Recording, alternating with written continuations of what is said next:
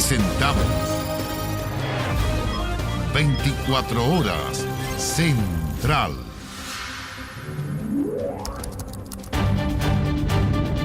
Жесть.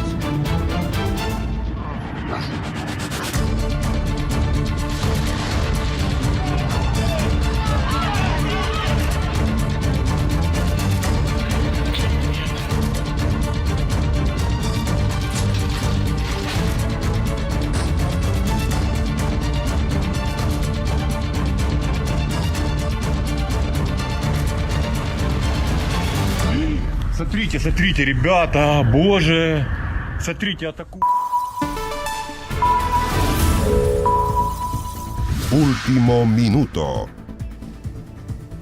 Muy buenas noches, bienvenidos a Noticias a Canal 24, ¿cierto? A Noticias 24 Horas Central, con todo lo último que ha ocurrido en Ucrania en esta segunda noche, porque ya estamos comenzando, ¿cierto? Son las 2 de la mañana en Ucrania, en esta segunda noche después de la invasión del ataque ruso a Ucrania. Andrea Aguilar, que nos ha acompañado durante toda la jornada. Andrea, ¿cuáles son los últimos hechos? Actualicemos la información, porque ha sido un día de mucha noticia y esta noche se esperaban ataques cerca de esta hora, ¿cierto? Nuevos ataques rusos para lograr terminar con la invasión a Kiev. Bueno, uno de los puntos fundamentales que se acaba de producir también hace pocos minutos, Connie, tiene que ver con el hecho de las negociaciones que se están dando en estos momentos justamente entre Ucrania y Rusia, negociaciones que todavía no llegan a un punto formal. Recordemos que Rusia quiere que se desarrollen en Bielorrusia, en Minsk, donde fueron las últimas negociaciones entre ambos. Obviamente a Ucrania este escenario no le parece que Polonia, que Varsovia es el lugar en donde deberían empezar a negociar. Esto es muy preliminar. Lo que se tiene información en estos momentos es que el presidente Volodymyr Zelensky asegura hace pocos minutos que el destino de su nación se está jugando, está en juego en estos momentos. Obviamente mencionabas tú el tema del ataque a Kiev. Kiev ha estado siendo atacado durante toda la jornada. Desde la madrugada. Desde la madrugada, sí, justamente. Y se espera que esos ataques se intensifiquen en las próximas horas. Recordemos que en estos momentos no se están hablando únicamente de instalaciones militares. Continúan miles de personas en los metros de Kiev, también yendo hacia las distintas fronteras. Otro de los puntos importantes de esta jornada ha sido esta resolución que Rusia logra vetar en la ONU e impedir que la comunidad internacional condene lo que está haciendo con esta invasión. Recordemos que China, que India y que Emiratos Árabes Unidos se abstienen y China veta la resolución que es aprobada por otros 11 miembros del Consejo de Seguridad. Bueno, y también nuevas sanciones que se han anunciado por parte de Occidente y también consecuencias en el mundo del deporte para Rusia después de estos ataques. Por ejemplo, se quedan sin ser la sede de la Champions League, ¿cierto? Que era ahora en mayo y en San Petersburgo, y tuvieron que cambiarlo y han decidido cambiar la sede a una ciudad en Francia. Después también se quedan sin la Fórmula 1, que se corría en Sochi en el mes de septiembre. Todos que son medidas que parecen ser tal vez no tan duras, pero que la verdad es que afectan muchísimo a la imagen de Rusia. Claro, la respuesta diplomática ha sido por todos los frentes. Se quedan fuera de Eurovisión, el principal concurso de talento, que es muy importante justamente para este tipo de escenarios en Rusia. Vamos a estar sumamente atentos a lo que pueda suceder en Kiev en las próximas horas. No sabemos de bombardeos en este momento en Kiev, ¿cierto? Se están registrando obviamente el aviso del asedio, pero de momento no hay bombardeos. Muchas gracias, Andrea, y estamos en contacto durante todo el noticiario central cada vez que sea necesario actualizar alguna información. Claro, se han registrado ataques en distintas ciudades de Ucrania en una jornada donde Kiev, la capital, se encuentra sitiada, que según las autoridades ucranianas podría recibir un masivo ataque durante esta noche. Comenzamos con el informe de Flavia Cordela y Rodrigo Gutiérrez. Kiev cercado tras la operación militar lanzada por Vladimir Putin. Sentémonos a conversar para poner fin a la muerte de personas. Será más fácil que nos pongamos de acuerdo si toman el poder. Tanques rusos acercándose, militares ucranianos defendiendo la capital bajo el sonido de las sirenas. Ataques en distintos puntos del país. Registros que evidencian la cruda cara de la guerra.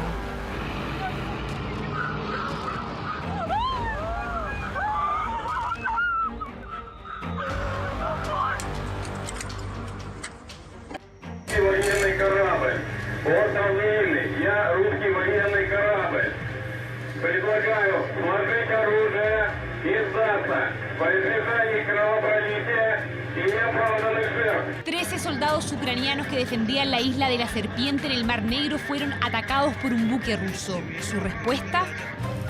Противный корабль, иди нахуй. Los 13 murieron tras un ataque de misiles y artillería. Se les entregará una medalla póstuma y se transformaron en verdaderos héroes para Ucrania. La lucha está ocurriendo en todo el territorio de Ucrania. Sentémonos a conversar para poner fin a la muerte de personas. Mientras todo eso pasaba, las horas de ataque seguían transcurriendo. Un colegio bombardeado. De un momento a otro comenzaron a caer muchos fragmentos, así que tuvimos que escapar. Destruyeron la oficina del subdirector y también la sala donde enseñaban geografía. La única intención de ellos fue destruir la escuela y el lugar donde le enseñamos a nuestros hijos. Hospitales también recibieron misiles.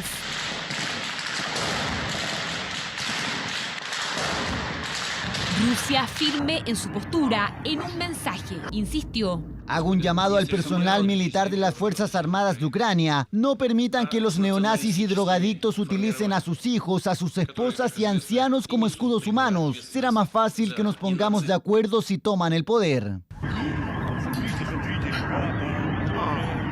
La respuesta llegó poco después. Estamos aquí, estamos en Kiev, estamos defendiendo nuestro país, nuestra independencia y así seguirá siendo.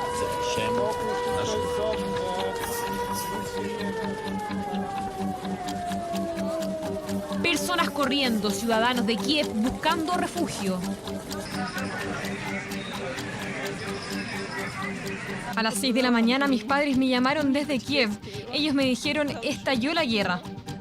El metro, un día más, volvió a ser el lugar más profundo para esconderse de los misiles. Escenas que se repitieron en otros lugares de Ucrania. Afortunadamente estoy bien. Como pueden ver, ya estoy a salvo. En realidad me voy a quedar cerca de la capital. Así que me voy a quedar junto en un pueblito con mi familia, mi esposa y algunos parientes.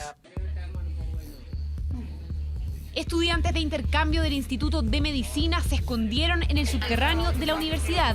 Mientras unos buscaban refugio, otros, haciendo caso del llamado de las autoridades ucranianas, se armaron de forma voluntaria. Militares tomaron posición.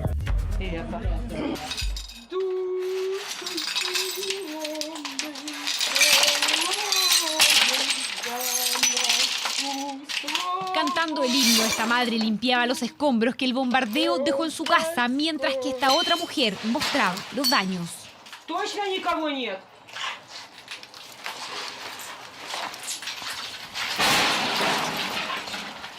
Estaba durmiendo, hubo una fuerte explosión y me lanzaron al pasillo a 3 metros de la habitación. El vidrio se hizo añicos, había sonidos que venían de la calle. Me asusté y empecé a gatear por el suelo. La luz del día dejaba al descubierto el desastre en Kiev y en otros puntos de Ucrania. Casas de civiles destruidas, un barrio residencial sufrió las consecuencias del ataque. El daño era evidente. La jornada del viernes comenzó, según la ONU, con 25 civiles muertos y 102 heridos. Por ellos es que filas para donar sangre se vieron en los hospitales. Otros voluntarios ofrecían comida y algunos siguieron intentando escapar a países fronterizos como Polonia y Rumania. Por ahora nos quedaremos aquí en Polonia. Nos sentimos bienvenidos y nos ofrecieron un hotel y comida gratis. Y quienes también se vieron amenazados fueron ellos, recién nacidos, que debieron ser protegidos en improvisados refugios antibombas.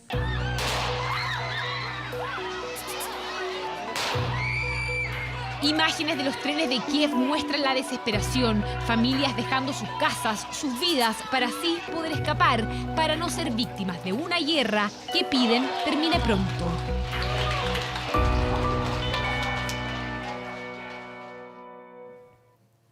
Por el norte, por el sur, por el este, como vemos en este mapa, ¿cierto? Desde Bielorrusia, por Odessa, por Lugansk, el sector del Donbass. Como se ve en el mapa, los ataques rusos a Ucrania han golpeado decenas de blancos en todo el país y ahora se concentran en el asalto final a Kiev, que es la capital de Ucrania. Una ofensiva que ha provocado a que Estados Unidos y Europa anunciaran nuevas sanciones contra Rusia.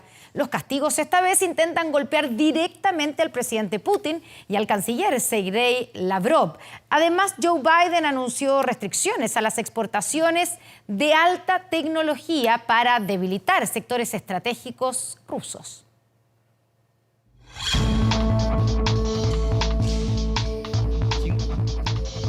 Deberíamos abandonar por completo la mentalidad de la Guerra Fría, buscar una solución integral a los problemas relacionados con Ucrania a través del diálogo y la negociación. El gigante asiático alzó la voz y fue tajante ante el actuar de su aliado Vladimir Putin. China parecía mirar con una conveniente distancia el conflicto hacia el noroeste. Tuvo críticas más claras para el occidente que para la misma invasión, pero en esta jornada y de manera más categórica, insta a que Rusia encuentre una solución diplomática.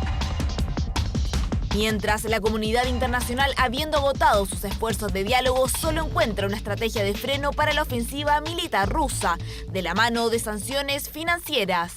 La diplomacia fracasó antes de la invasión, pero posterior a la invasión y después de los avances iniciales desde el punto de vista militar, se ha abierto un pequeño espacio y depende de los actores determinar si ese espacio se aprovecha. Estados Unidos ha sido el más duro con los castigos hacia el Kremlin, sanciones que han ido en aumento. No solo Moscú sufrirá los bloqueos estadounidenses, la Casa Blanca aseguró que 2 entidades financieras estatales de Bielorrusia también serán sancionadas. En una conversación telefónica entre el presidente Biden y la presidenta de la Comisión Europea, nos alineamos con la decisión de nuestros aliados europeos. Estados Unidos se unirá a ellos y sancionará al presidente Putin y al ministro de Asuntos Exteriores. Por su parte, la Unión Europea también busca mermar el financiamiento ruso. Primero, este paquete incluye sanciones financieras que cortan el acceso a Rusia a los mercados de capitales más importantes. Ahora estamos apuntando al 70% del mercado ruso, pero también a empresas estatales claves. Pero los castigos no se enfocan solamente en el área financiera, también golpean el rubro energético del país, la aeronáutica, la tecnología y también implica restricciones de visas para los altos cargos. Pero la sorpresa llegó en las declaraciones del canciller austriaco, que decidió sancionar a las 2 personas más poderosas de Rusia. Aquellos que simbólicamente sostienen armas en ambas manos y que no están listos para entrar en diálogo. Me refiero al ministro de Asuntos Exteriores Lavrov y al presidente Putin. Hoy se incluirán en la lista de sanciones. Las cuentas del canciller y del presidente ruso serán totalmente congeladas, pero el acceso al país continuará disponible con la esperanza de poder avanzar en las negociaciones. Rusia, por otro lado, asegura que la adhesión de Suecia y Finlandia a la OTAN tendría graves consecuencias y que no responderá bajo amenazas económicas.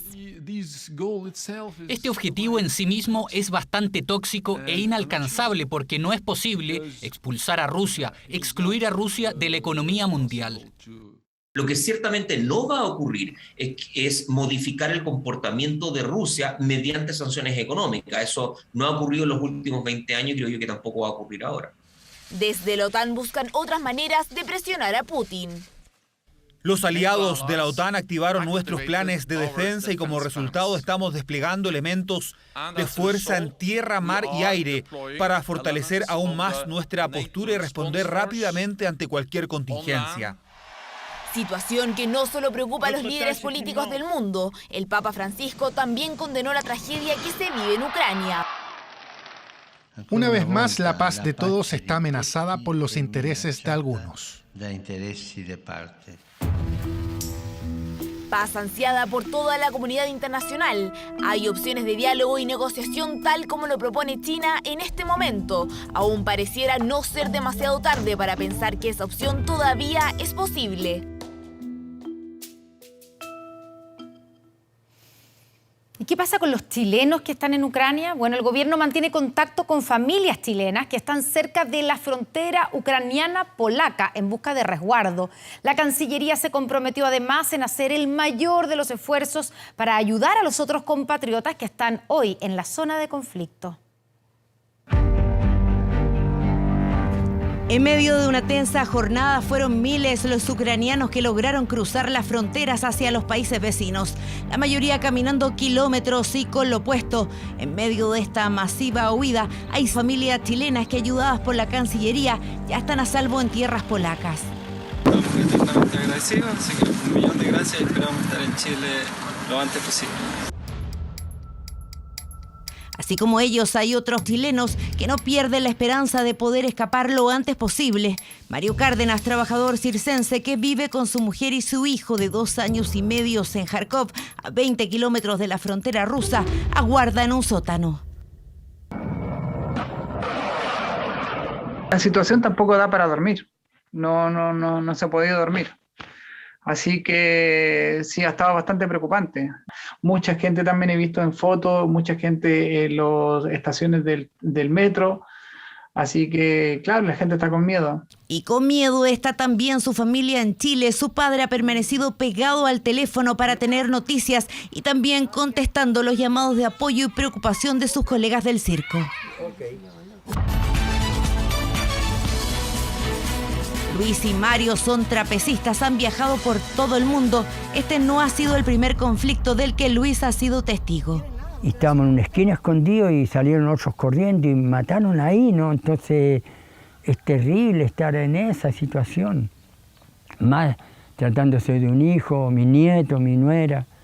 A mi nieto no lo conozco personalmente, lo veo en foto nomás. Mario vivió primero en Japón. Ahí conoció a su esposa Irina, una bailarina ucraniana con quien tuvo a su segundo hijo, Keilan. Su hijo mayor está en Chile. Lo que más le dijimos al Mario Germán, que está en Ucrania, que se cuide, que no salga, que se quede donde está mientras tanto hasta que se calme esto.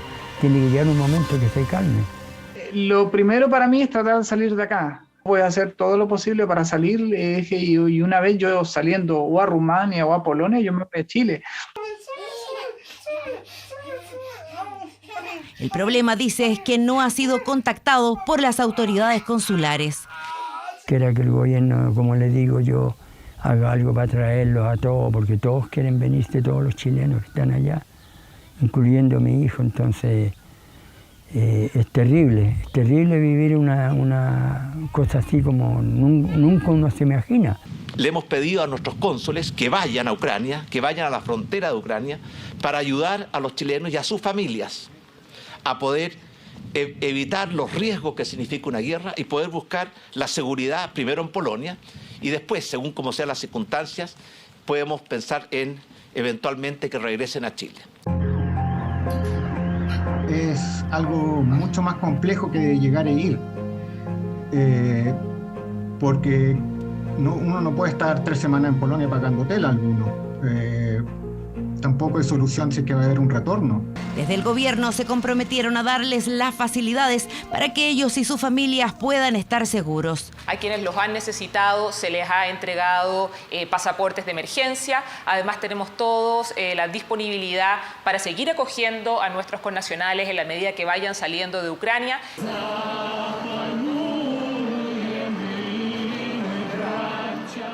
En Santiago este viernes hubo una nueva protesta en la Embajada de Rusia. Se estima que en Chile viven unas 500 familias ucranianas que en estos momentos están desesperadas viendo el bombardeo a sus tierras a la distancia. Que no tenemos fuerza, no podemos hacer nada. Ojalá que podemos, no sé, yo quiero eso para que no pido paz para mi familia. Ina es de Kiev, todos sus amigos y familiares están allá. De su hijo no ha tenido noticias. Comunicarse ha sido con el paso de las horas cada vez más difícil. Un poco corte de comunicación allá, no puedo hablar con mi hijo, no hay conexión, no sé. He hablado con algunos amigos, todos están allá y no quieren correr. Una jornada en la que ha aumentado la tensión en las calles y la angustia entre quienes están mirando desde lejos este despliegue militar de Rusia, sabiendo además que sus familiares corren peligro. Claro, qué duro ver desde lejos, a miles de kilómetros de distancia, lo que está pasando en el país de uno y sin además poder hacer nada. Bueno, durante esta tarde la canciller Carolina Valdivia actualizó la situación de los chilenos que se mantienen en Ucrania, quienes han recibido el apoyo del consulado de nuestro país en Polonia. Nuestro encargado de negocios en Varsovia se ha trasladado a la frontera polaco-ucraniana y nos ha estado actualizando durante el día de hoy. En concreto, ya han logrado cruzar la frontera los señores Gonzalo Sáez y su hijo Fernando, asimismo el señor Enrique Loyola y su hija Isabel, y también el compatriota Diego Valcarce.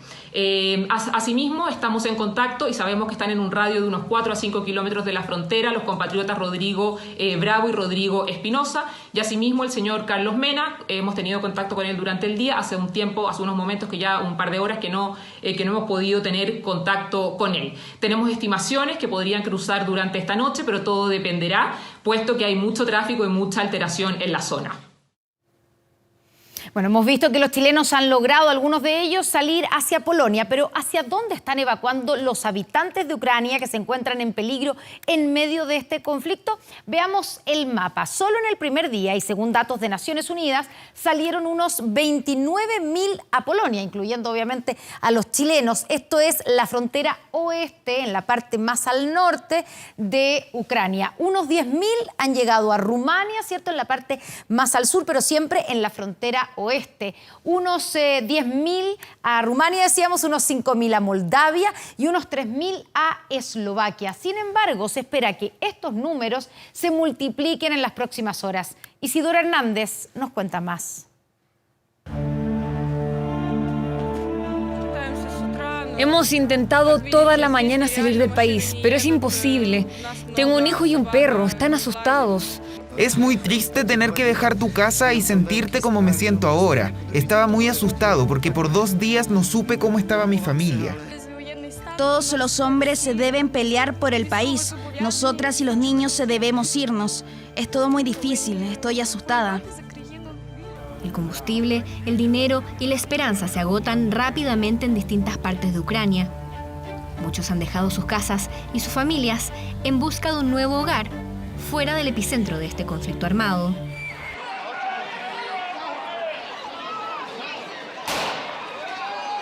Debido a los bombardeos, Ucrania cerró su espacio aéreo para proteger a los civiles.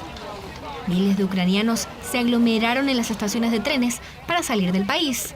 Algunos tuvieron la suerte de encontrar benzina para cruzar la frontera en sus autos. Se estima que fueron 100.000 los que lograron salir del país durante el primer día de ataques. Nos hemos preparado en conjunto con la Agencia de la ONU para Refugiados en términos de la salida de la población. Esperamos que hasta 3 millones de ucranianos viajen a Polonia. Tenemos un plan de contingencia de hasta 5 millones de refugiados. La mayoría de las evacuaciones serán por tierra y por lo mismo a los países que comparten frontera con Ucrania, principalmente Polonia, pero también Eslovaquia, Hungría y Rumania, que ya cuentan con un plan de contingencia. Al igual que República Checa y Moldavia, este último ya recibió 5.000 ucranianos este jueves. ACNUR también está trabajando con los gobiernos de países vecinos, pidiéndoles que mantengan las fronteras abiertas para quienes buscan seguridad y protección.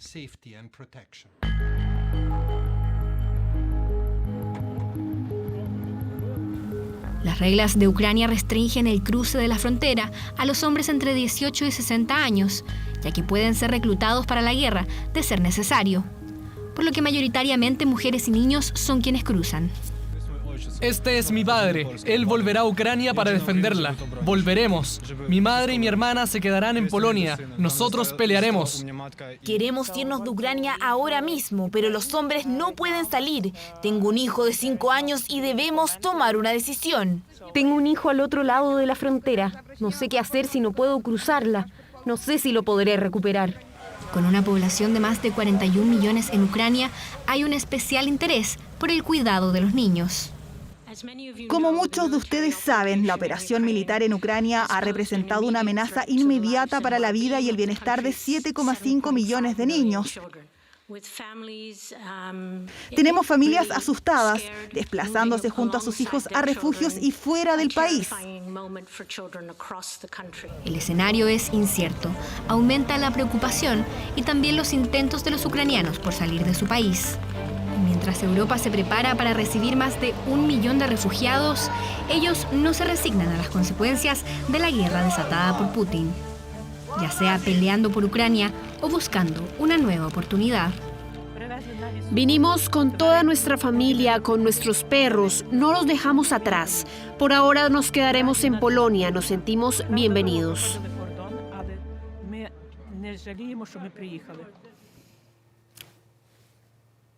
Nos vamos a la pausa con la imagen en vivo que nos llega de Kiev. Durante la noche hay tropas rusas que preparan el asalto final a la capital de Ucrania. Y volvemos en pocos segundos más con el relato de un chileno que se encuentra en la frontera de Polonia con Rumania. Tropas rusas preparan asalto final a la capital de Ucrania, Kiev. Con eso volvemos en unos segundos. Ya volvemos con 24 Horas Central. Estamos de vuelta aquí en las noticias y vamos con lo que habíamos prometido en vivo con el periodista chileno José Luis Pérez, que ha estado ahí en la frontera de Rumania y Ucrania y que es testigo de la masiva salida de ucranianos que están huyendo de la guerra, entre ellos algunos chilenos. Buenas noches, José Luis. Son las 2 de la mañana con 32 minutos, si no me equivoco allá, ¿o no? Así es, ya está amaneciendo acá con un frío, una temperatura que ya llega a los 0 grados y claro, esta ha sido una jornada que ha estado marcada por la gran cantidad de personas, por este éxodo que ha sido un éxodo femenino, un éxodo de niños pequeños, un éxodo de personas mayores que han entrado a pie, que han traído coches de bebé, muchos de ellos con lágrimas incluso en sus ojos, han entrado hasta este país. Ahí se ha dispuesto un dispositivo en Siret Maramuresh, que es en la zona norte de Rumanía. Se ha dispuesto un dispositivo para poder así recibirlos, pero la situación ha estado bastante compleja porque han sido muchas las personas que quieren llegar ahí a ayudar, particulares, empresarios y el propio gobierno. De hecho, hace unas horas atrás estuvo el primer ministro de Rumanía, Nicolae Ciucă, observando en terreno cuál era la situación, cómo se estaba desarrollando este operativo y pudimos conversar con él. Se habla de 10.000 personas que han entrado por todos los puntos de la frontera, pero luego se han ido hacia otros lugares. En Rumania tenemos 7.000 y el resto se han ido a otros países. En este momento tenemos asegurado a nivel de Estado todas las medidas para que las personas se puedan beneficiar.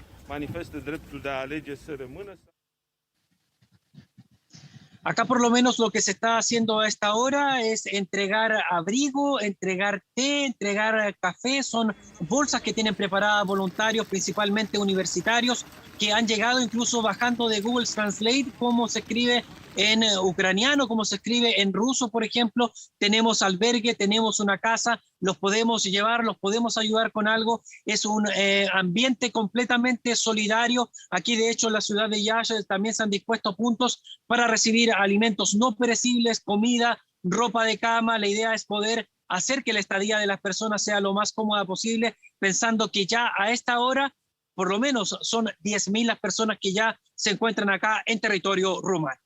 Y se espera, José Luis, obviamente, que esos números se multipliquen en los próximos días. ¿Hay en algún minuto, se sabe si hay albergue suficiente o hay algún número de personas que se espera que lleguen hasta Rumania?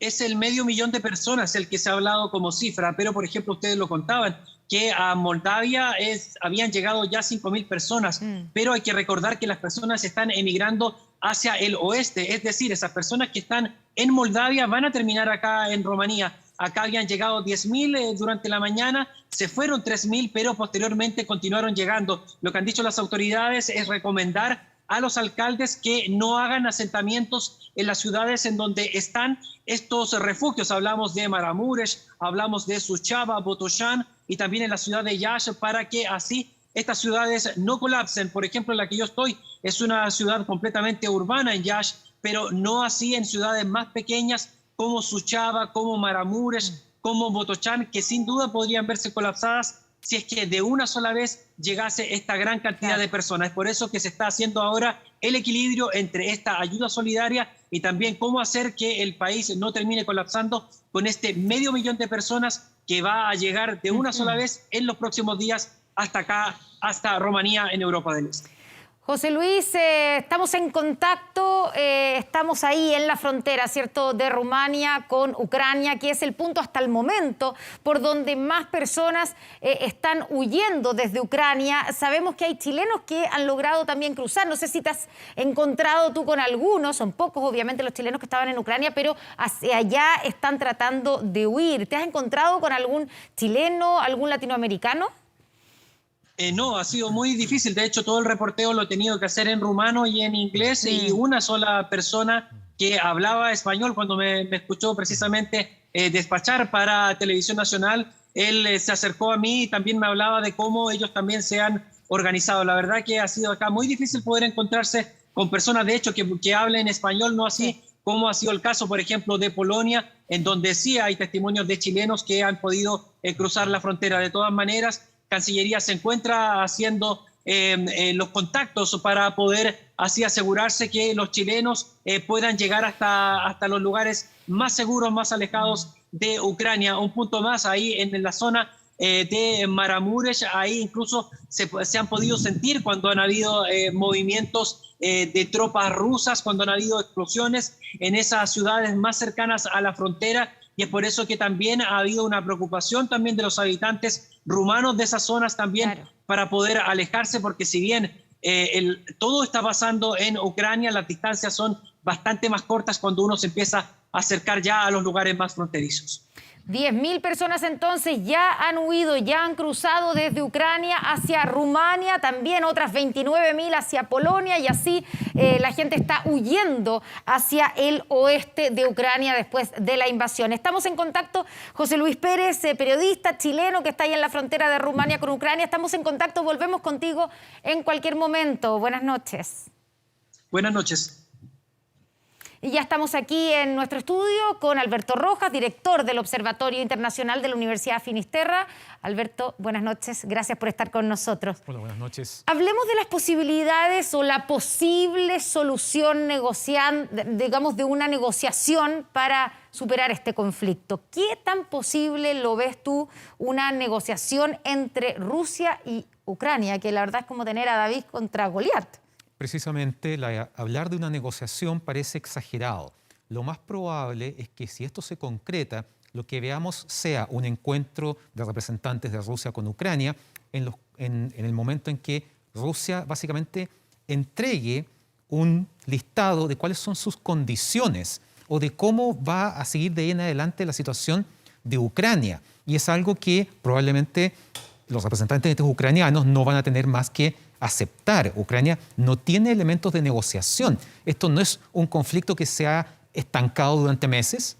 Hemos visto el avance bastante rápido de las fuerzas rusas. Se habla de la caída de Kiev como algo inminente. Que podría ocurrir durante esta noche o esta madrugada ya. Exactamente. Para Ucrania. De modo que hablar de negociación es demasiado exagerado. Las condiciones de Ucrania son muy difíciles como para poder resistirse a algún tipo de exigencia de parte del gobierno ruso. Estamos viendo estas imágenes, una de las imágenes probablemente, Alberto, que más impactó durante el día de hoy. Bueno, llega a través de redes sociales, así que no es claro, hay cosas que no son claras, pero sí lo que vemos es un tanque que pasa por encima de un auto. Ahí estamos viendo la imagen, que sabemos que había un adulto mayor al interior de ese auto y que sobrevive de manera, parece insólito, milagroso, ¿cierto? Bueno, y son algunas, esta es probablemente la imagen más impactante del día de lo que nos ha llegado desde Ucrania, pero hemos tenido también imágenes de ataques a lugares que son lugares de civiles, a hospitales, a colegios, porque uno de los argumentos que escuchábamos de Rusia y que lo han mantenido es que solamente han bombardeado lugares estratégicos de poderes, ¿cierto?, militares de Ucrania y no a civiles, y parece no ser así. Bueno, una cosa es el discurso y otra cosa es la situación en el terreno. Claramente Rusia no desea necesariamente destruir Ucrania, sino ocuparla y cambiar el gobierno que tiene actualmente. En ese contexto no es extraño que pueda haber operaciones militares que tengan este tipo de efectos, que haya blancos civiles. Durante muchos conflictos se ha hablado de manera casi como un eufemismo de efectos colaterales, que es una manera muy poco sincera, digamos, de hablar de cuando se ven afectados hospitales, escuelas, civiles, y que son parte, lamentablemente, del escenario de conflictos como estos. Alberto, hemos escuchado hoy día el anuncio de nuevas medidas por parte de Occidente, Estados Unidos, que apuntan directamente a la persona de Vladimir Putin, al canciller también ruso. Y uno se pregunta si esas medidas lograrán frenar a Vladimir Putin. Es poco probable. Hay que recordar que toda esta crisis no es algo que haya ocurrido de manera improvisada. Probablemente esta ofensiva sobre Ucrania, Vladimir Putin la lleva planificando años. Y por lo tanto, también no solamente se ha preparado en el ámbito militar, se ha preparado pensando en las potenciales sanciones y respuestas de Occidente a esa intervención militar. Entonces, claramente, focalizarlo en Putin o en Lavrov es una acción bastante significativa en términos mediáticos. Es una señal para sus aliados. Estamos golpeando directamente a las figuras más importantes del gobierno ruso. Pero sus finanzas, por ejemplo, probablemente hace mucho tiempo, si es que alguna vez estuvieron en Occidente, las sacaron de ahí, deben estar en Suiza, sí, claro, en China u otro lugar. Entonces, claramente es un efecto más bien mediático, más que práctico. Y de lo que escuchábamos hoy día, por ejemplo, la advertencia o la amenaza de alguna manera por parte de Rusia a Finlandia y a Suecia de tomar medidas fuertes contra ellos si es que se unen a la OTAN. ¿Por qué hace eso Rusia y por qué Suecia y Finlandia hoy día podrían querer entrar a la OTAN? Bueno, uno de los argumentos que Putin permanentemente ha defendido es que se siente amenazado por el avance de las fronteras de la OTAN hacia Rusia. Claro. Y por eso... Y se ha ido acercando de a poco. Recordemos que Polonia, Rumania, todos esos países, los países bálticos, ¿cierto?, son países que están en la OTAN. Y que formaron parte en algún momento de la Unión Soviética o del bloque de países aliados del Este en tiempos de la Guerra Fría. Putin defiende la idea de que Rusia tiene una esfera de influencia y que el avance de la OTAN se ha intrometido en esa esfera de influencia. En ese contexto, lo que separa las fronteras rusas de las fronteras de la OTAN son Bielorrusia y Ucrania. Las fronteras con los países bálticos ya ahí están juntas. Claro. Sin embargo, el hecho de que Putin haya invadido Ucrania ha generado una reacción de parte de la OTAN, que hemos visto que ha reforzado su presencia en términos de soldados, equipamiento militar, en los países de la OTAN fronterizos con Ucrania. ¿Qué ocurre en ese sentido? Putin no quiere sentirse rodeado por la OTAN. Y tanto Finlandia como Suecia han mantenido una cierta neutralidad en ese aspecto. Claro. Ambos, por ejemplo, son parte de la Unión Europea desde el 95. Claro. Pero no son parte de la OTAN. Pero no de la OTAN. El punto es que al ver lo que ha pasado con Ucrania, ellos podrían estar interesados en cambiar ese estatus y acercarse a la OTAN. El punto es que si lo hacen, van a generar una reacción también de Rusia. Porque en el fondo él ya lo ha dicho, no quiero que otros países cercanos a Rusia postulen a la OTAN. Y eso también es aplicable a Moldavia o a Georgia. Y sería una forma tal vez de presionar de alguna manera por parte de la OTAN si aceptaran que ingresara Finlandia y Suecia. Podría ser una forma efectivamente de presionar y de alguna manera rodear a Vladimir Putin. Exacto. El punto es que Vladimir Putin no se va a quedar de brazos cruzados viendo cómo esto simplemente ocurre. Algún tipo de acción va a realizar. Alberto Rojas, muchas gracias por estar con nosotros esta noche aquí en 24 Horas Central. Gracias por la invitación. Buenas noches. Vamos a seguir probablemente conversando, ¿cierto? Y a casi 36 años de su explosión, la antigua histórica central nuclear de Chernobyl vuelve a preocupar al mundo luego que el ejército ruso tomara su control. La preocupación es latente y fue manifestada por el gobierno de Ucrania, que advirtió que cualquier daño a los depósitos con restos radiactivos podría tener incalculables consecuencias para Ucrania. Antonio Ruiz con el informe. Fue el reactor número 4 el que explotó aquella fatídica madrugada del 26 de abril de 1986. La muerte inmediata de 2 operarios sería solo el inicio de la peor catástrofe en la historia de la energía nuclear, porque en cosa de horas miles de toneladas de sustancias radioactivas fueron expulsadas a la atmósfera en el norte de Ucrania. Todo ocurrió cuando se hacía una prueba de corte de suministro eléctrico. Causó la muerte a cerca de 30.000 personas desde 1986 y afectó a más de 10 millones de europeos.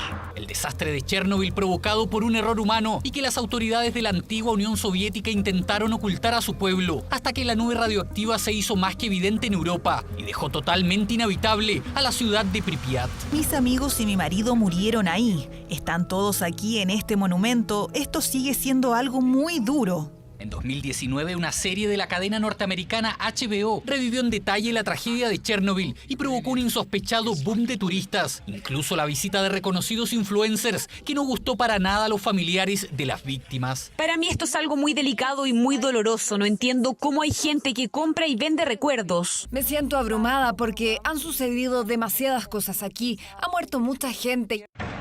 Este jueves la historia puso nuevamente en el foco y de manera dramática a Chernobyl. Tras su decidido avance por el norte de Ucrania, poco se demoró el ejército ruso en tomar control absoluto de la antigua central nuclear, encendiendo las alarmas en todo el viejo continente. De inmediato el Ministerio del Interior ucraniano advirtió que si los depósitos con restos radioactivos son dañados, el polvo nuclear podría generar consecuencias incalculables en todo su territorio, incluso afectando a más países de la Unión Europea.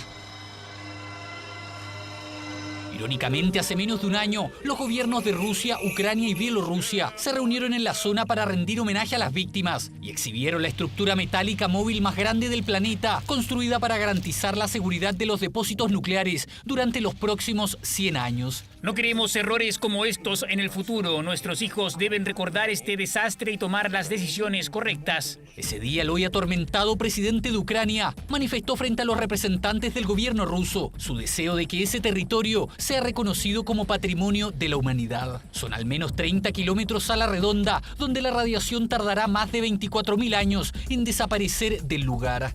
Aquí en la planta nuclear de Chernobyl podemos ver consecuencias de la tragedia. Aún llamamos esta área con el nombre de zona de exclusión, lo que significa que no hay vida. Como autoridades tenemos la labor de hacer todo lo posible por revivir este lugar. Paradójicamente, la enorme infraestructura de acero fue financiada con aportes del resto de los países de la Unión Europea, los mismos que hoy ven con terror como la antigua central nuclear ya está en manos de los soldados rusos. Un territorio marcado por la tragedia y que hoy, casi 36 años más tarde, vuelve a resonar en medio de la guerra. Y esto es una postal que se ha repetido en el mundo y que muestra el rechazo a esta guerra en distintas partes del planeta. Las convocatorias han sido multitudinarias y en todas hubo muestras de solidaridad con Ucrania.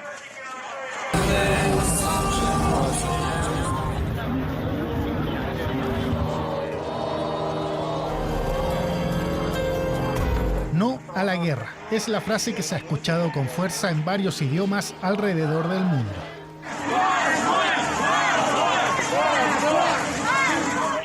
Porque hasta en la misma Rusia se vivieron protestas, donde según las organizaciones de los derechos humanos hubo más de 1.000 detenidos en distintas ciudades del país. Esto pasó en Moscú.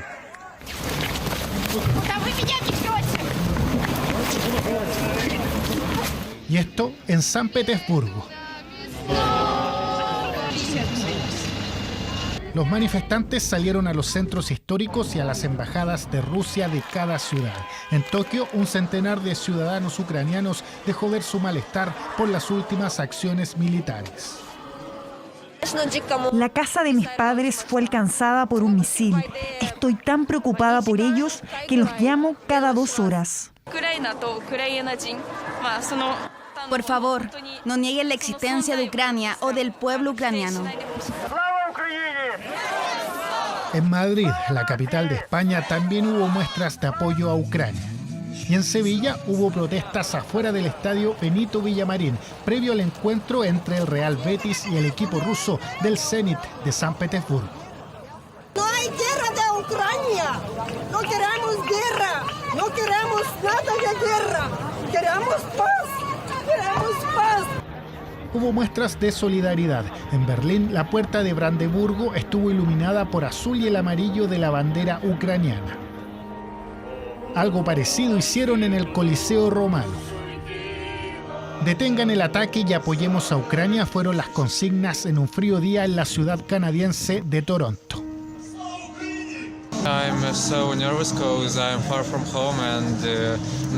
Estoy muy nervioso porque estoy lejos de casa y ahora tenemos una guerra a gran escala con Rusia.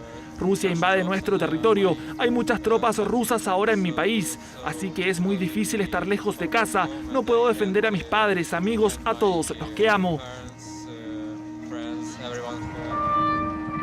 En Turquía caían lágrimas de los manifestantes, temen por sus familiares. Sus testimonios son desoladores. Benim ailem orada, benim abim orada, annem babam. Anlatamıyorum size, siz. Y luego de las operaciones militares hubo marchas en Washington, cerca de la Casa Blanca. Los asistentes se pidieron al presidente ruso Vladimir Putin que detenga la agresión contra Ucrania. También instaron al mandatario Joe Biden a apoyar al país bombardeado. Es parte de lo que ha dejado una invasión que impacta al mundo. Paz y alto a la guerra es lo que piden todos ellos. Y los mercados amanecieron más tranquilos este viernes. Las principales bolsas del mundo se recuperaron y las autoridades hicieron un llamado a la calma tras la preocupación por posibles caídas en los fondos de pensiones. Mientras tanto, el petróleo bajó, pero seguiría arrastrando las alzas de meses anteriores, por lo que los combustibles subirían al menos por 25 semanas más. En esta panadería ubicada en la comuna de Recoleta trabajan día y noche produciendo pan, un producto que ha tenido importantes alzas en el último tiempo y que ahora podría seguir sumando tras la invasión rusa a Ucrania. Ya veníamos muy preocupados por el tema de las alzas de las harinas, de las materias primas, y de hecho ya han habido muchas alzas, y hoy con esta crisis que está pasando en Europa estamos más preocupados todavía. Si bien la importación desde Rusia a Chile es bastante acotada, desde los gremios advierten que esta situación afecta a todos los mercados, sobre todo teniendo en cuenta que los países involucrados son uno de los principales productores y exportadores de trigo. Chile importa tanto el trigo como maíz, lo importa de países como Canadá, Estados Unidos, por lo tanto debería tener su abastecimiento asegurado. Sin embargo, probablemente va a tener una inestabilidad en los precios. Inestabilidad que golpea a distintos mercados, pero sin duda el que más preocupa es el del petróleo. Tras superar su precio máximo en 8 años, este viernes se revirtió en gran parte y se transó rozando los $100. Sin embargo, su valor ya trae consecuencias desde antes, por lo que las alzas continuarán, aunque el mecanismo estabilizador de precios de los combustibles lo amortiguaría. Sin el conflicto de Rusia-Ucrania, hoy día ya hay un subsidio de 150 pesos. Si no ocurriera nada más, seguramente tendríamos un periodo de 25 semanas aproximadamente para que desapareciera ese subsidio. Con ello, desde el gremio de panaderos ya advierten que el aumento en el precio de los combustibles sumará otro factor para que el pan siga subiendo. Para nosotros el gremio de panadería nos afecta directo, así como se puede decir a lo buen chileno, al hueso. Porque nosotros distribuimos pan a los almacenes, los que nos abastecen con la harina, con las materias primas, ellos ocupan camiones, entonces todo viene de la mano con todo esto. Las autoridades hacen un llamado a mantener la calma frente a la volatilidad de los mercados, sobre todo ante lo que pueda pasar con nuestras pensiones. ¿Qué tan extensas pueden ser las pérdidas para los fondos más riesgosos? Solo el 0,6% de los fondos previsionales está expuesto a estos dos mercados. El llamado a los afiliados es tener tranquilidad y hay que ver cómo evoluciona este conflicto, pero la potente diversificación de los fondos previsionales deberá amortiguar cualquier efecto que venga a futuro. No es una buena decisión cambiarse de fondo. No olvidemos que cambiarse de fondo de pensiones de uno a otro demora 4 días y por lo tanto el efecto no es inmediato.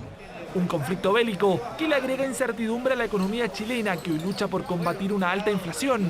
El Banco Central se ha puesto como meta controlarla en 2 años. ¿Qué pasará con la tasa de interés que fija esta misma entidad? Muy importante conocer la persistencia de esos efectos a través del tiempo y vamos a tomar la decisión en función de la recopilación de los antecedentes y cómo ellos estarían insertándose en la economía local. Evaluaciones por efectos que van y vienen en medio de tensiones geopolíticas que agravan aún más la salud de las economías mundiales.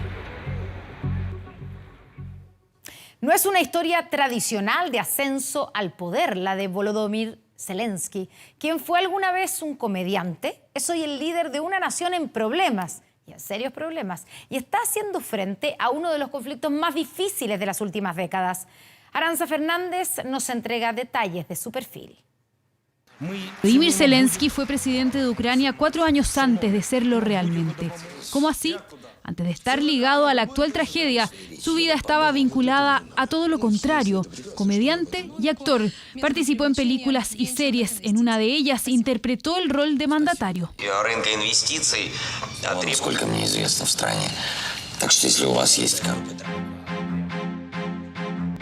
Su historia parece rodeada de casualidades, pero lo cierto es que en este caso la realidad supera con creces a la ficción. Zelensky se convirtió en el presidente de un país con más de 44 millones de habitantes. De ellos, más del 70% votó por él. No estamos negociando con ningún partido, somos gente joven, no vemos hacia el pasado, vemos solo el futuro de nuestro país. De padres judíos, estudió Derecho, pero finalmente se convirtió en comediante. El nombre que dio vida a la serie televisiva fue el mismo nombre de su partido político con el que ganó y obtuvo el título de 6º presidente de Ucrania. La estabilidad y la gobernabilidad de Ucrania no era la mejor, incluso estaba más bien en una situación de crisis política. Y en ese esquema aparece Zelensky. Representa, por lo tanto, la llegada al poder de una generación distinta, que no tiene una relación directa, por ejemplo, con ese periodo que es la Guerra Fría, y que de alguna manera también quiere responder a la idea de lo que podría ser una mayor autonomía para decidir sobre cuestiones soberanas respecto de Ucrania. Llegó al poder con la promesa de enfrentar la corrupción y poner fin al conflicto con Rusia en el este de su nación. Intentó abrir un canal de comunicación con Vladimir Putin y generar confianza con Rusia, pero no fue fácil. A la vez comenzó a acercarse a líderes occidentales, entre ellos el mandatario estadounidense Joe Biden. Él pretende acercarse a la Unión Europea en términos de negociar un acuerdo de libre comercio, a establecer una relación comercial y económica y financiera mucho más cercana, y también plantea su intención de sumarse a la OTAN. Su acercamiento a la OTAN provocó el enojo de Putin y fue la llama que terminó de prender la mecha. Las tensiones entre ambos países escalaron hasta desembocar en la invasión de hace 2 días, una situación que puso en jaque al liderazgo de Zelensky, quien por primera vez y bajo una corta carrera política tuvo que hacer frente a uno de los conflictos europeos más complejos desde la Segunda Guerra.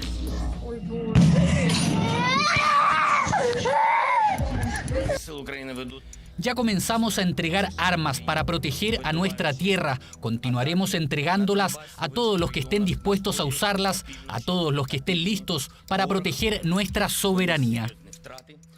Y esta imagen se ha viralizado. Aunque no es reciente, sus partidos tratan de resaltar con ella que el presidente está dispuesto a plantarse frente a Putin y a su poderío. Fortaleza, decisión, determinación de llegar hasta las últimas consecuencias. De eso hemos visto en estos días. Es la idea de correr la suerte de la población que evita. Ciertamente, esto puede llegar a terminar en forma dramática. Pero no para todos los analistas sus intenciones y futuros movimientos están tan claros. Lo que sí resulta evidente es que el líder ruso no lo quiere en el poder tanto como para llamar a sus propios compatriotas ucranianos a derrocarlo. ¿Cuál será el destino de este líder político ucraniano?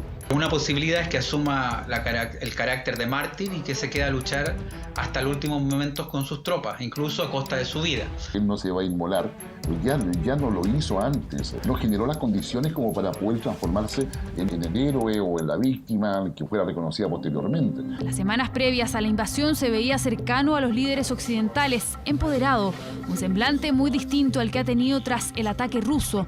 Las medidas anunciadas no lo satisfacieron y admitió sentirse solo. Hay noticias falsas diciendo que me fui de Kiev. Yo me quedaré en la capital con mi gente y se lo digo a todos en nuestro país. En este momento se está decidiendo el destino de nuestro estado y estamos solos. Dicen que están con nosotros, pero no están listos para unirnos a la OTAN. pensaba de que él no tenía que hacer nada porque sus aliados lo iban a defender.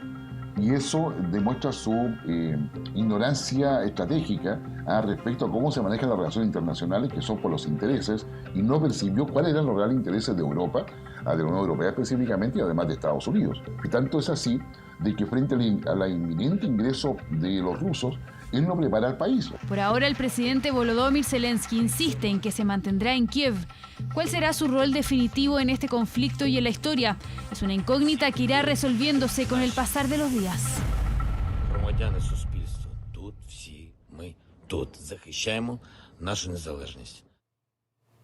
Ya son las 10 de la noche. Les recordamos que a partir de esta hora, Televisión Nacional de Chile está autorizada a transmitir programas para mayores de 18 años. ¿Y quién ha estado más cerca en estas complejas horas precisamente del presidente de Ucrania? Es nada menos que el actor estadounidense Sean Penn. ¿Por qué? Porque el doble ganador del Oscar está en Kiev filmando un documental en medio de la invasión rusa. Sofía Carrizo tiene el informe. Este es el único registro de una calmada pero silenciada conversación entre el afamado actor estadounidense Sean Penn y el presidente de Ucrania, Volodymyr Zelensky. Si bien lo que hablan es desconocido, lo que dice el texto en pantalla no. Cuanta más gente sepa sobre la guerra en Ucrania, mayor será la probabilidad de detener a Rusia. Un video que fue publicado por el propio mandatario en su Instagram. Sin embargo, este no ha sido el único acercamiento que ha tenido Penn con el gobierno ucraniano. También asistió a una rueda de prensa local. Esto porque el actor se encuentra en Kiev realizando un documental desde un par de días antes del inicio de la invasión.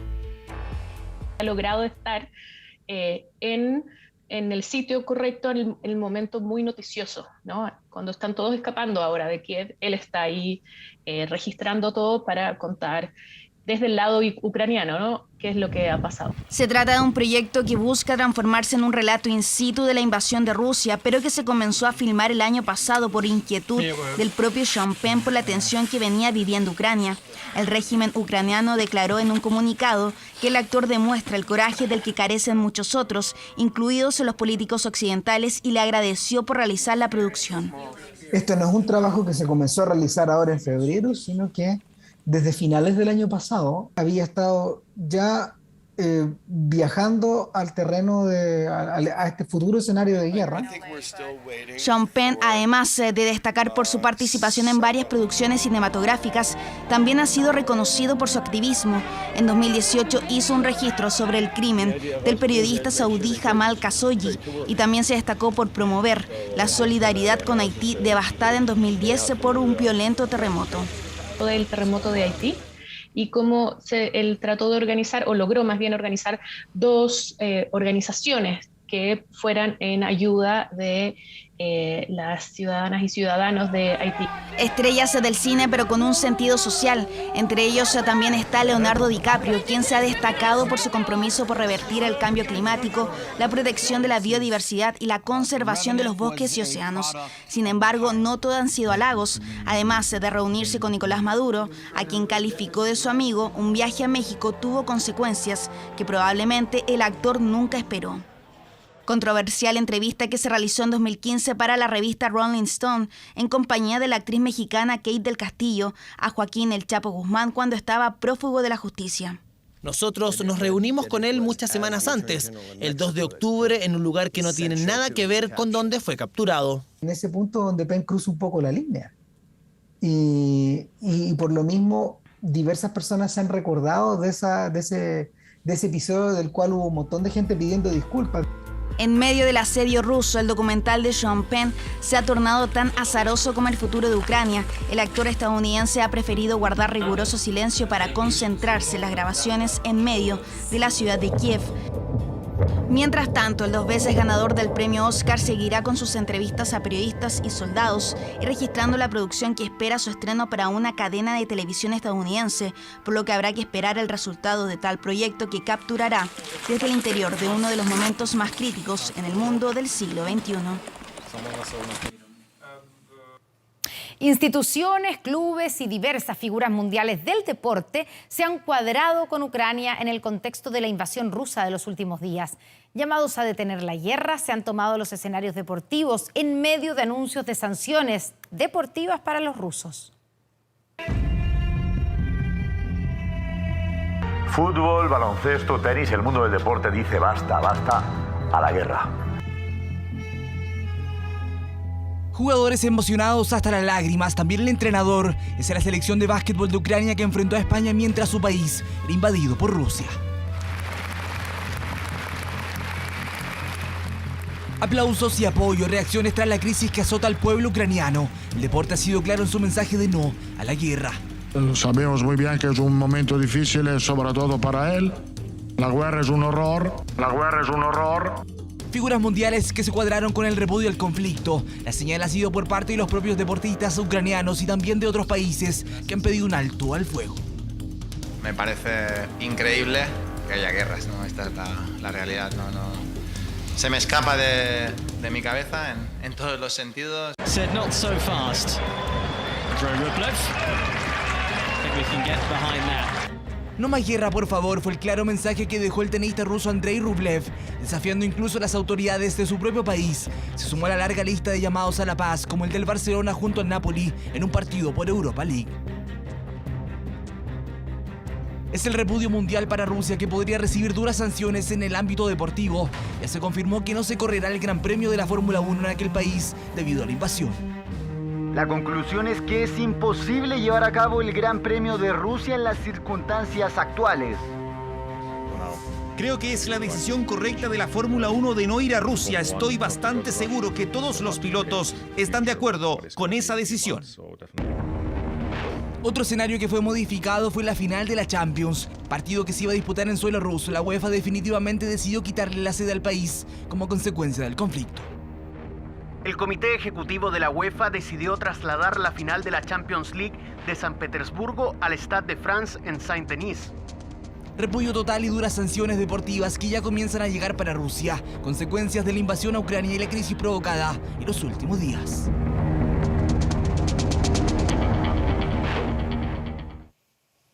Nos concentramos ahora en lo que está ocurriendo al interior de la convención durante estos días que han estado sesionando tanto comisiones como el Pleno. Tras ser rechazado por el Pleno, este miércoles la Comisión de Forma de Estado aprobó y repuso las asambleas regionales que volverán a discutirse en el Pleno de la convención, donde deberá alcanzar los 2/3 para llegar al borrador de la nueva Constitución.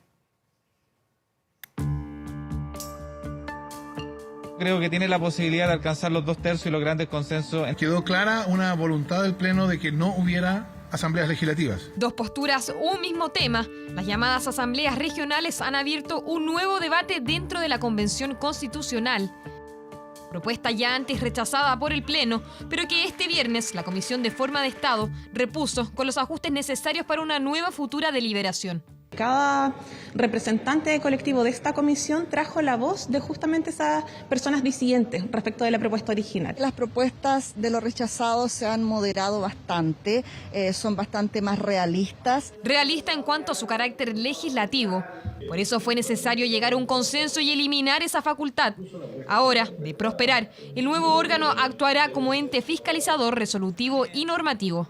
De alguna u otra manera, las asambleas regionales sí van a tener atribuciones legislativas en la medida de que el Consejo Territorial se la entregue o en la medida de que la Asamblea Regional dé iniciativa legal solicitándola al Consejo Territorial. Por lo tanto, es un mero maquillaje y obviamente se sostiene que ya no existen los consejos regionales tal cual los conocemos. Los asambleístas regionales ejercerán sus funciones por 4 años y podrán ser reelegidos consecutivamente solo una vez. Una norma que busca la aceptación de la mayoría para descentralizar aún más el país. Estas asambleas son tan importantes porque tienen que hacer un contrapeso. Si no existe la asamblea, tú vas a tener pequeños presidencialismos en los territorios y eso va a favorecer caudillismo. Modificamos nuestra propuesta considerando que no podíamos quedarnos sin un órgano de representación popular en la región autónoma y además proponer algo que efectivamente tenga vocación de 2/3 en el Pleno. Y es que la norma deberá volver al Pleno de la Convención para una nueva votación en busca de lograr los 103 votos favorables para poder pasar al borrador de la nueva Constitución. Bueno, y este viernes que hubo pleno, 8 nuevas normas se sumaron a ese borrador de nueva Constitución. Dentro de lo aprobado destaca la que busca garantizar que el Estado promueva el acceso, desarrollo y difusión de las culturas. Valentina Reyes con los detalles. Valentina. Hola, ¿cómo están? Ya son 3 las comisiones de la Convención Constitucional que han presentado sus informes al Pleno. Estamos hablando de la Comisión de Justicia, Forma de Estado, y esta semana fue el turno de la Comisión de Sistema de Conocimiento. Esta comisión logró que 8 de sus normas pasen al borrador de nueva Constitución. Y de inmediato les presentamos una gráfica para contarles de una de estas 8 normas que dice lo siguiente: el Estado promueve, fomenta y garantiza el acceso, desarrollo y difusión de las culturas, artes y los conocimientos, atendiendo a la diversidad cultural en todas sus manifestaciones y contribuciones. Pero también se aprobaron normas relativas a los derechos digitales o una norma que propusieron los pueblos originarios que dice lo siguiente: los pueblos y naciones preexistentes tienen derecho a obtener la repatriación de objetos de cultura y restos humanos pertenecientes a los pueblos. Los coordinadores de sistemas de conocimiento valoraron el trabajo que han alcanzado, deben seguir eso sí sus labores para más temáticas, para poner más temáticas en el pleno de la convención. Pero escuchemos parte de lo que dijeron durante la jornada de este viernes. Es un hito histórico porque por primera vez vamos a tener normas que van a estar en nuestra Constitución relacionadas a temas de cultura, derechos digitales. Estos son temas del futuro, temas que estábamos en deuda como país, nos estamos poniendo al día y además pensando en las cosas que vienen, y que ya tenemos estos artículos, ¿cierto? 8 artículos ya en el texto, el borrador de nueva Constitución. El Estado debe ser un actor garante y promotor de condiciones para el libre desarrollo de la identidad cultural de las comunidades, y esto nos parece que es una piedra angular y que es tremendamente transformador respecto al rol que debe tener el Estado y los derechos culturales en esta nueva Constitución. Y recordemos que los artículos que obtuvieron una mayoría de los votos vuelven a la Comisión de Sistemas de Conocimiento para que sean modificados y para volver al pleno de la Convención Constitucional. Uno de esos artículos, por ejemplo, habla del deber del Estado con la libertad de prensa y además señalaba que el Estado tenía un deber con el pluralismo de los medios de comunicación. Esa norma vuelve entonces a la Comisión para las modificaciones. Y se espera que la próxima semana se vote nuevamente en el pleno de la Convención Constitucional normas relativas a la Comisión de Sistemas de Justicia y también normas de la Comisión de Medio Ambiente. Valentina Reyes con todos los detalles de lo que ha ocurrido ahí en la Convención Constitucional. Este domingo, que regresa a Estado Nacional en la temporada 2022, tendremos de invitado al vicepresidente de la Convención, a Gaspar Domínguez, para conversar ahí en Estado Nacional. La futura ministra del Interior, Isquia Siches, confirmó que el presidente electo Gabriel Boric levantará el estado de excepción en la macrozona sur para implementar un plan integral de contención en la zona. La medida fue criticada por el oficialismo, desde donde sostuvieron que el estado de emergencia ha ayudado a disminuir los hechos de violencia en las regiones de la Araucanía y el Biobío. Marian Basso con la nota. El presidente electo ya lo ha comunicado, él ha definido que no se va a renovar el estado de excepción constitucional en Wallmapu. Confirmado, una de las primeras medidas de la administración de Gabriel Boric será levantar el estado de excepción en la macrozona sur, que rige en provincias de la región del Biobío y la Araucanía desde el 12 de octubre de 2021. Medida impulsada por el gobierno del presidente Piñera para contener los reiterados hechos de violencia registrados en esas zonas. Nosotros esperamos mantener el Estado de Derecho, esperamos mantener la tranquilidad, no queremos más víctimas en la zona, pero también queremos presentarle al país una estrategia diferente, porque lamentablemente con las medidas hasta ahora no hemos tenido los mejores resultados. Más allá de las convicciones personales de la futura ministra, el llamado es a escuchar a la ciudadanía, no solo cuando la mayoría está de acuerdo con ello, más aún a aquellos que viven día a día bajo la amenaza latente de terroristas. La futura ministra del Interior señaló que para llevar adelante el proceso de levantamiento del estado de excepción se reunirán con las autoridades locales y regionales para tomar las mejores decisiones. Este viernes el gobierno no se refirió al anuncio de Siches, pero durante esta semana el ministro del Interior, Rodrigo Delgado, no descartó extender por última vez el estado de emergencia antes que venza el próximo 11 de marzo, el mismo día que Gabriel Boric asume la presidencia de la República. Podrían ingresar un oficio antes para que se prorrogue incluso durante los primeros días del gobierno del presidente Boric. No lo descartamos y es perfectamente posible que así ocurra. Isquia Siches aseguró estar trabajando en un plan integral que será presentado al presidente electo cuando éste vuelva de sus días de descanso en Juan Fernández. Sin embargo, el anuncio generó críticas por parte de parlamentarios de Chile Vamos. Es una bofetada contra las regiones. Es muy cómodo tomar este tipo de decisiones desde Santiago, donde no se sufre lo que sufren las víctimas en la región. Que un 80% de quienes viven en la región participaron de la consulta ciudadana pidiendo que continuara el estado de emergencia. Comparto la decisión de la ministra Siches, que este ha sido un fracaso, que no es ninguna solución y que avanza solamente en lo que tiene que ver con la radicalidad de la violencia. La medida anunciada por la futura ministra Siches se dio en medio de una reunión que encabezó y a la que fueron citados los 39 futuros subsecretarios. Primera cita en la que estuvieron juntos, donde se informaron los principales lineamientos de la administración Boric a partir del 11 de marzo. Vimos cosas generales acerca de lo que va a ser nuestra instalación, recordar que son los subsecretarios los que de manera operativa llevan los ministerios. La nómina de delegados presidenciales y seremis, según la futura ministra del Interior, ya está lista y será dada a conocer en las próximas horas, luego de una reunión telemática con Gabriel Boric, presidente electo que retornará a la capital este fin de semana para asistir el próximo martes a la inauguración del año judicial en tribunales. Y vamos con un caso brutal. El empresario Pedro Carrión fue descuartizado en Santiago y posteriormente enterrado en una casa de Quintero. Hasta ahora la PDI ha capturado a 2 de los involucrados, pero la familia apunta a más responsables del crimen. Los restos de la víctima fueron entregados hoy a sus familiares. 46 años tenía Pedro Carrión cuando su familia le perdió el rastro. El empresario dedicado al rubro de las carnes apareció muerto este jueves en una casa de Quintero. La policía pudo llegar hasta ahí tras la confesión de uno de los involucrados en su secuestro y posterior crimen. Él declaró, está confeso, dio detalles cómo ocurrió los hechos. Todo comenzó el 3 de enero cuando Pedro Carrión viajó desde Algarrobo hasta la comuna de Recoleta con la finalidad de recibir 30 millones de pesos en efectivo que le debía José Luis Yáñez Soria, uno de sus empleados. Pero Carrión nunca volvió y su familia comenzó una angustiosa búsqueda que incluso incluyó recompensa por su entrega.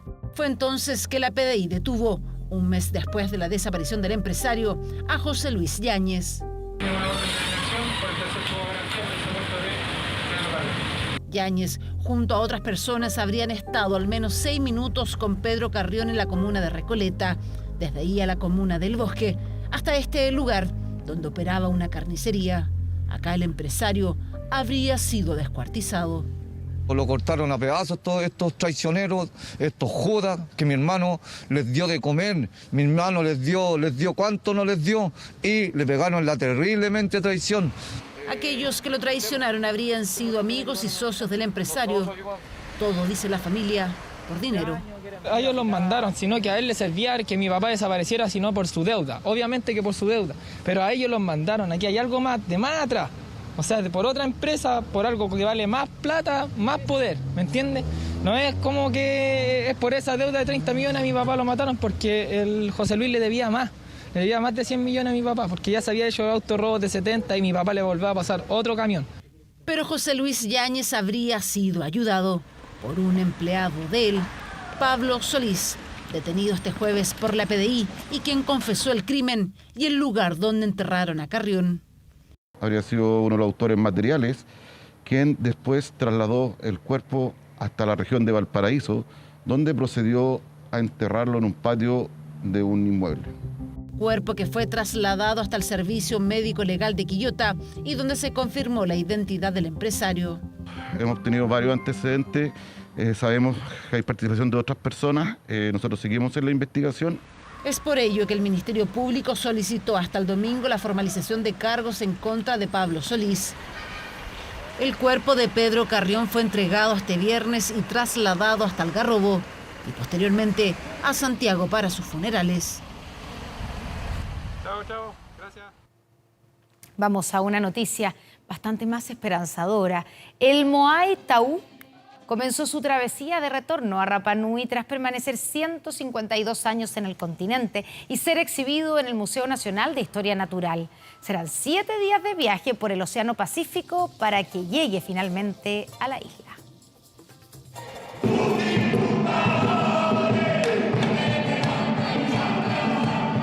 Bailaron en honor al Moai Taú, ritual que honra este ceremonioso símbolo para el pueblo Rapa Nui que tras 152 años retorna a la isla. De fondo una imponente mirada y este apretón de manos sellaba el destino de esta figura de piedra volcánica que pesa casi 1 tonelada y que hoy comenzará una larga travesía desde la capital a la ínsula. Para nosotros, para el pueblo Rapa Nui, es fundamental que vuelva este Moai, ya que es una de las tantas piezas que está afuera, en Europa y en todas partes.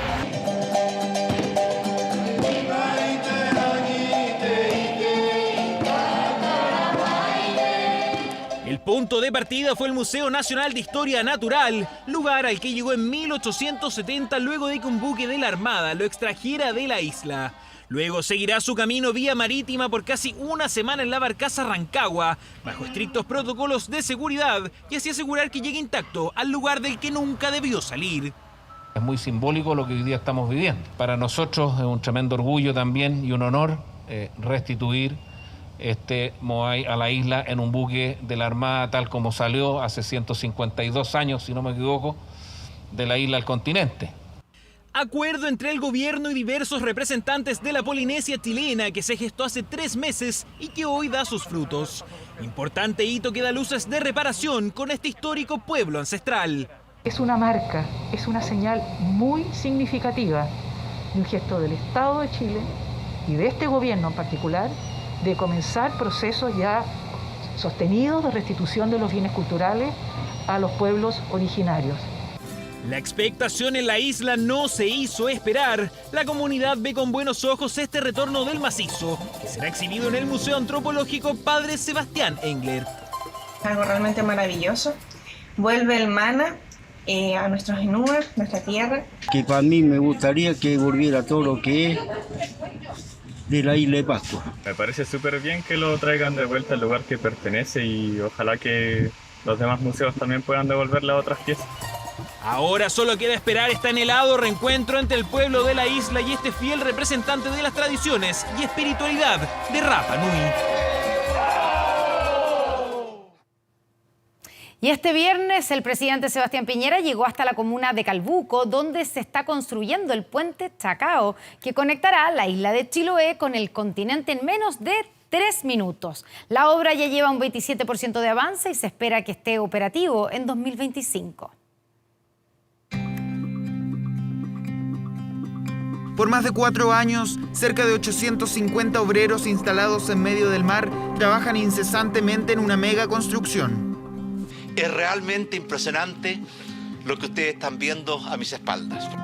Se trata del puente Chacao, la estructura colgante más grande de Sudamérica y que conectará la isla grande de Chiloé con la comuna de Calbuco en la región de los lagos. 2.754 metros de distancia que se podrán recorrer en solo 3 minutos. Una obra gigantesca que considera más de 40.000 toneladas de acero para construir las 4 pistas de circulación vehicular, además de las 3 torres que elevarán el viaducto. Es un puente que tiene mucha historia y que ha sufrido distintas etapas y accidentes en el camino. Pero hoy día tenemos la enorme alegría y satisfacción de comprobar que ya está en plena construcción y que a comienzo del año 2025 va a unir el Chile continental con la maravillosa isla de Chiloé.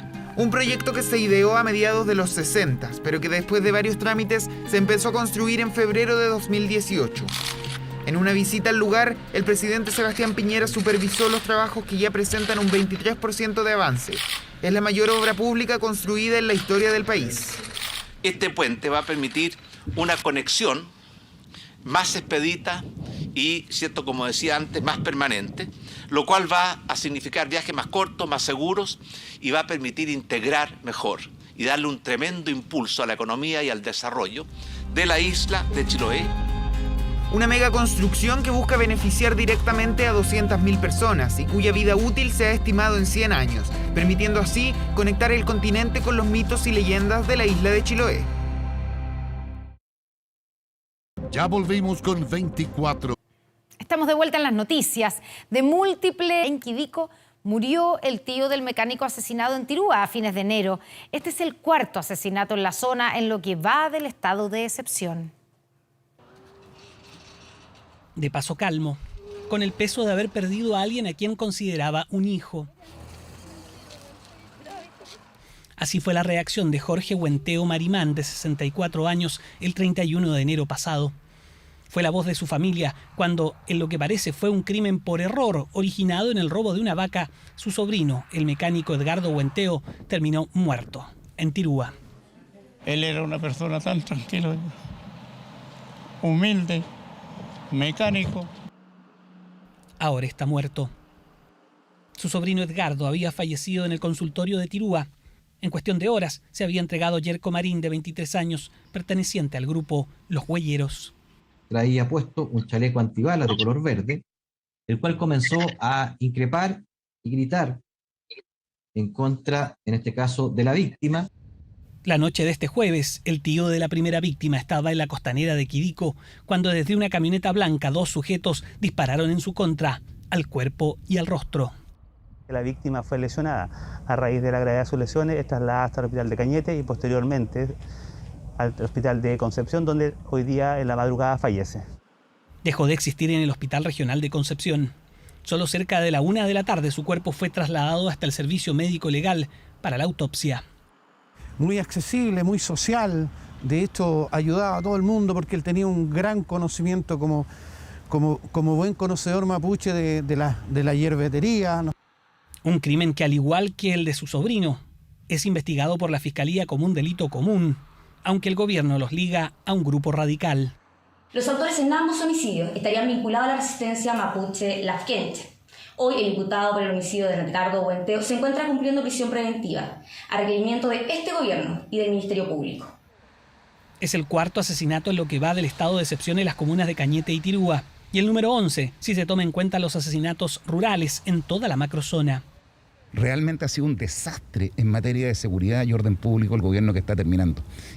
Indolentes, ineficaces, ineptos en esta materia. Al igual que lo sucedido con su sobrino, los autores del asesinato de Jorge Huenteo están completamente identificados. Se vuelve a hablar del mismo grupo, los Huelleros.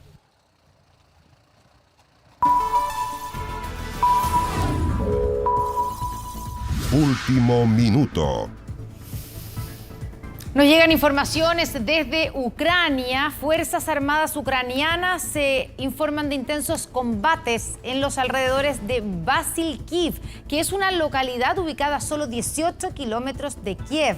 Oficiales de seguridad aseguran que los ocupantes están tratando de aterrizar un grupo de desembarco, mientras las fuerzas rusas continúan avanzando hacia la capital ucraniana desde el norte y el este del país. Además, se han reportado una serie de explosiones en las afueras de Kiev.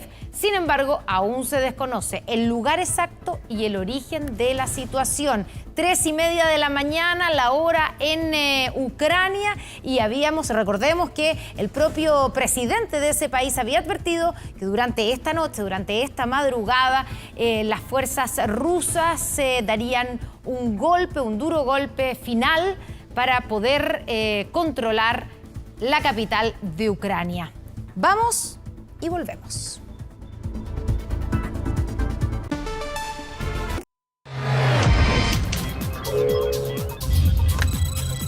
...24horas.cl. Bueno, y a propósito de los hechos que ocurren en Ucrania, en 24horas.cl tenemos el minuto a minuto de las noticias que están ocurriendo en Europa. Infórmate en detalle de todo lo que está pasando en nuestro especial dedicado al conflicto.